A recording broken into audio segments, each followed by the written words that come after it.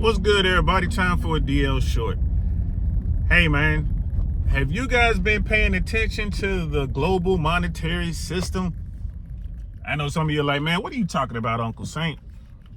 I'm talking about the entire world and how we are all interconnected when it comes to banks and money.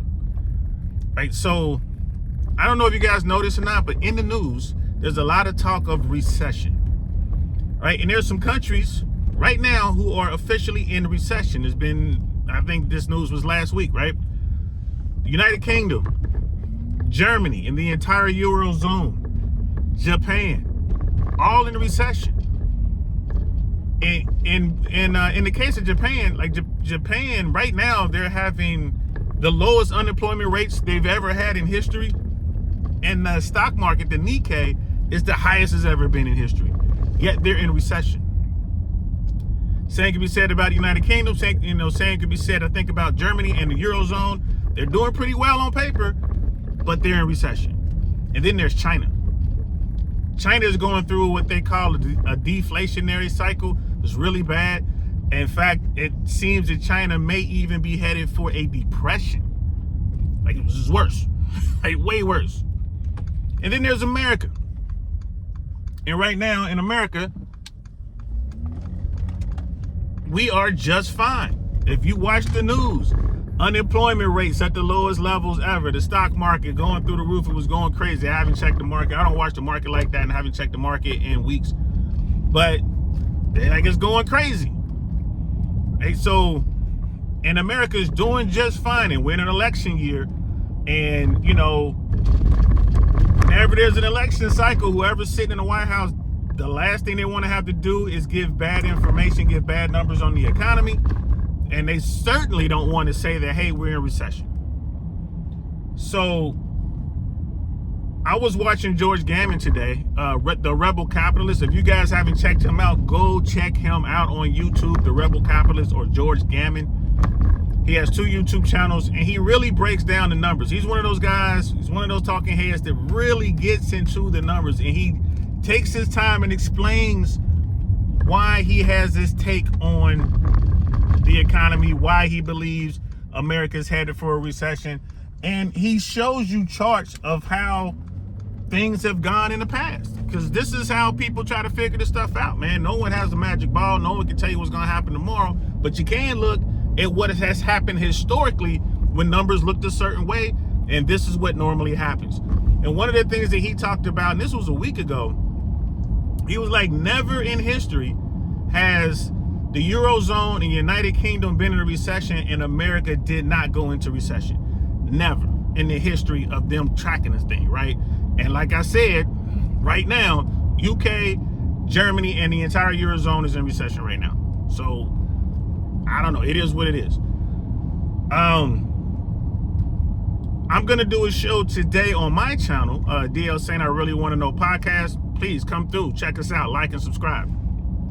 And we're going to be reacting to Danielle DiMartino Booth, another economist. I saw her for the very first time. I discovered her on Valuetainment. She was with Patrick Bet-David and his team. But you can see her on CNBC. She's on Fox Business. And pretty much anywhere where they're talking about this sort of thing. She's been talking about the shocking numbers of people being laid off, fired. And she's talking about how many white collar people are losing their jobs, which are the higher earners, and that effect that's having on the economy, right? And then tie that into what George Gammon was talking about today in an interview with a real estate guy, a really sharp real estate guy, I forget his name.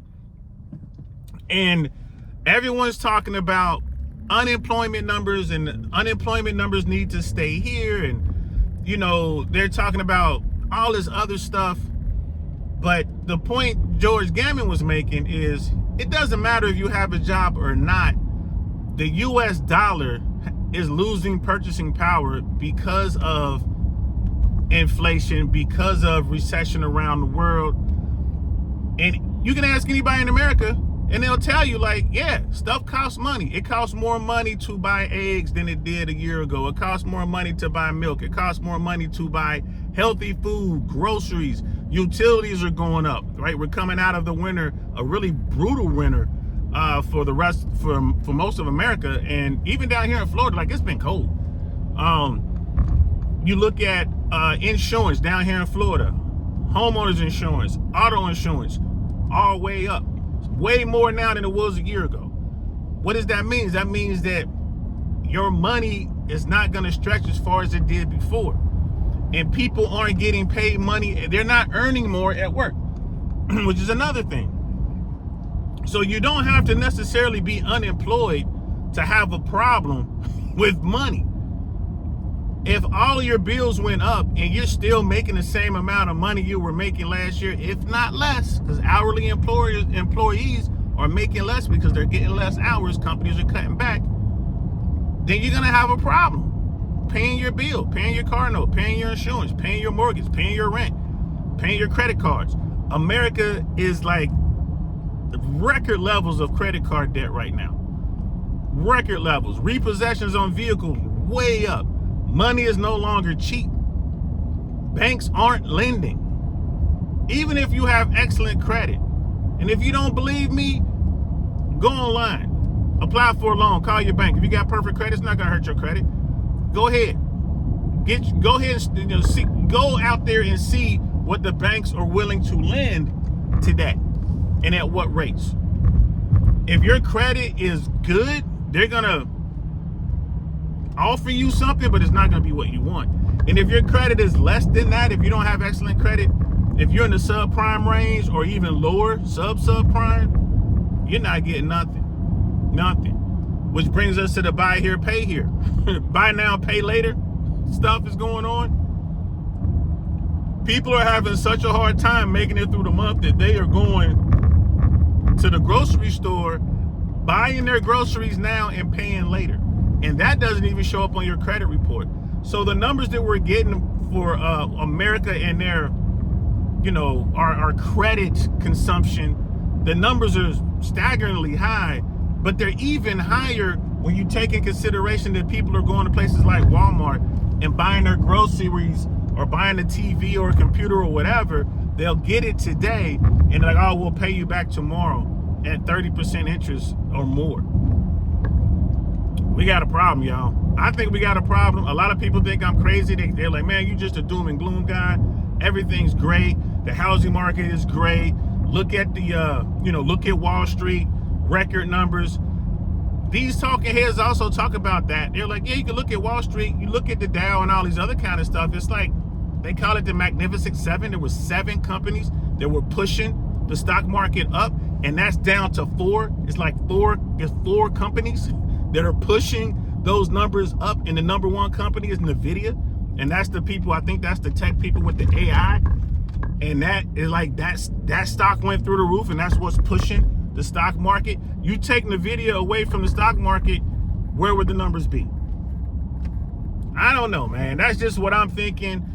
You guys tell me what you're thinking. Am I off? Am I crazy? Am I just, am I Chicken Little and I'm running around screaming the sky's falling? Or is the sky really falling? Is it really tough out there? Have you been laid off? Are you getting less hours? If you're hourly, is it even worth doing Uber and Uber Eats and DoorDash and all that? Are they offering any kind of money? Reference the wear and tear you're putting on your car and gas prices, right? And the last thing I'm gonna leave you with, oil prices have been per barrel have been pretty low. What if oil prices spikes this summer? Which it might happen. I think we are teetering on bad times right now. I don't know what that means for you as an individual. Like, you should do like the rich folks are doing, and if you got cash, there's gonna be some great deals out here for you. I'm looking at commercial real estate everywhere I go. There are like strip malls available. I'm driving by these apartment complexes. They're trying to rent out, even though they say rents are going up. I don't know, man. I don't know. Things look kind of bad, man. But anyway, do me a favor, leave a comment below. Let me know what you think.